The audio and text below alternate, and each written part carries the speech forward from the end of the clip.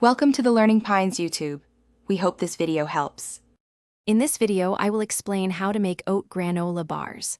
First, let's gather our ingredients. You'll need about 2 cups of rolled oats, 1/2 cup of chopped nuts, and a pinch of salt. For the wet components, prepare 1/2 cup of honey or maple syrup, 1/4 cup of coconut oil, and 1 teaspoon of vanilla extract. Accurate measurements are key for perfect bars every time. Now let's get mixing. In a large bowl, combine your dry ingredients, ensuring they are well distributed. In a separate small bowl, whisk together the honey or maple syrup, melted coconut oil, and vanilla extract until smooth. Pour the wet mixture over the dry ingredients and stir until everything is evenly coated. Then, press the mixture firmly into an 8 by 8 inch baking pan lined with parchment paper. It's time to bake. Preheat your oven to 325 degrees Fahrenheit.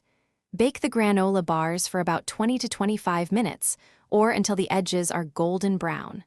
Once baked, remove them from the oven and let them cool completely in the pan on a wire rack. This crucial step ensures your bars set properly and won't crumble when you cut them. Now for the fun part, customization.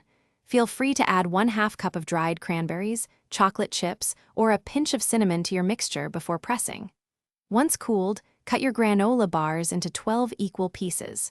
Store them in an airtight container at room temperature for up to 1 week, or freeze them for longer enjoyment.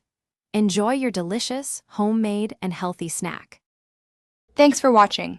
Consider subscribing if we helped you.